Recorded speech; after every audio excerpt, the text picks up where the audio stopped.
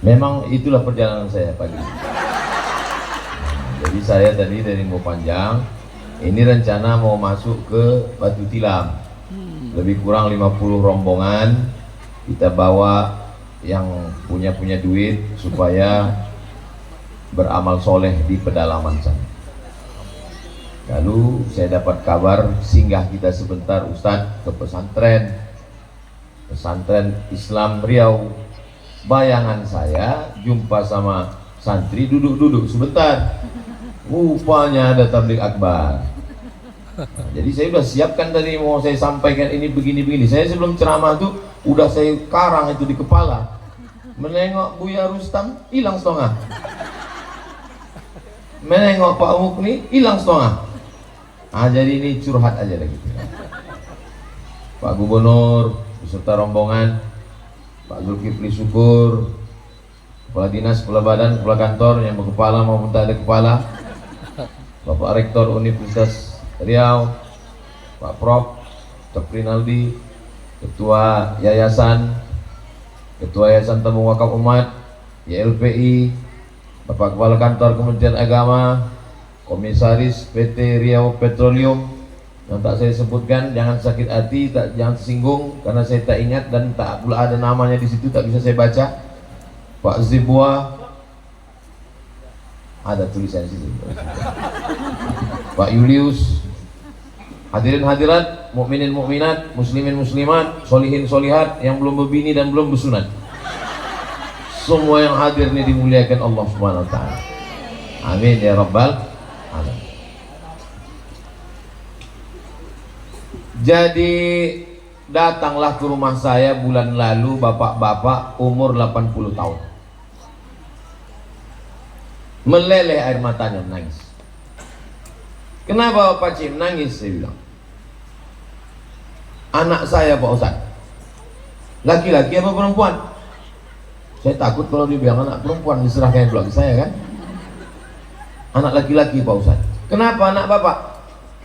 Dilarangnya saya tahlil, dilarangnya saya membaca yasin, dilarangnya saya kenduri arwah.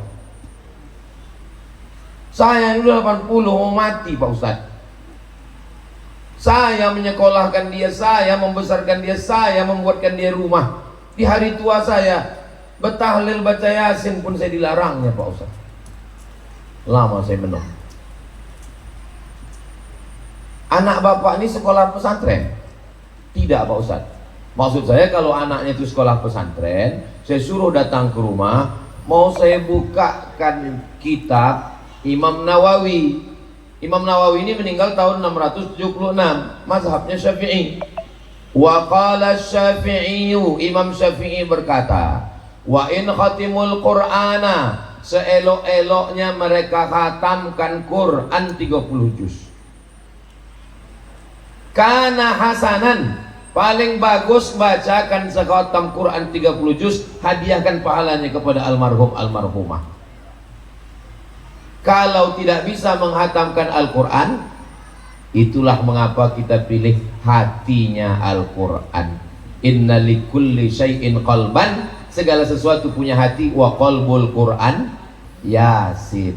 Tak sanggup baca sekhatam, bacakan Yasin. Yasin pun tak sanggup, bacakan yang mirip macam sekhatam Quran.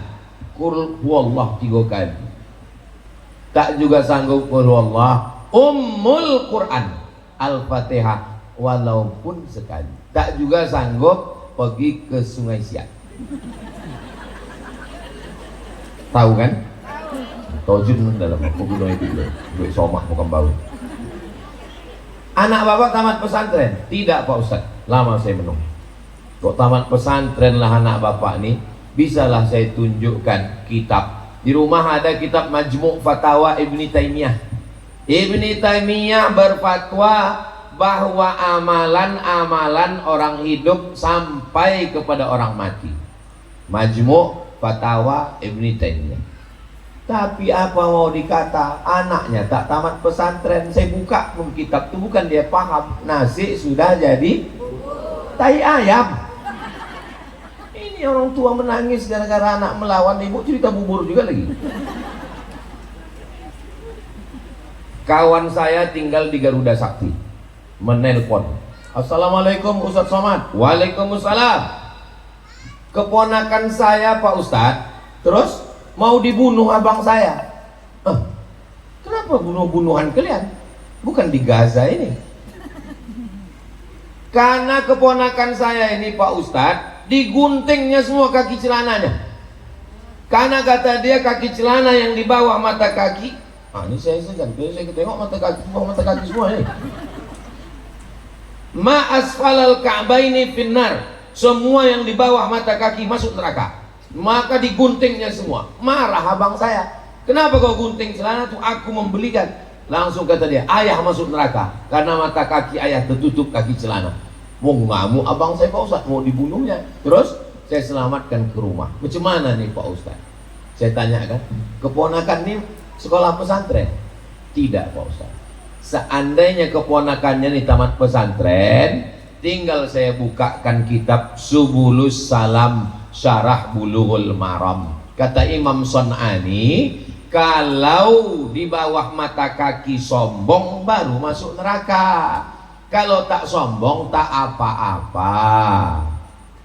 Seandainya keponakannya ini bisa baca kitab, mau saya tunjukkan kitab Kaifa Nata'amal Ma'as Sunnah Syekh Yusuf Al-Qardawi. Coba kau tengok ini, kalau sombong baru masuk neraka, kalau tak sombong tak apa-apa.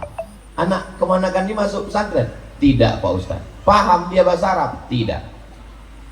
Jadi gimana solusinya Pak Ustaz? Bawa ajalah ke rumah, daripada orang tua nanti berbunuhan gara-gara kaki celana. Jadi solusinya apa?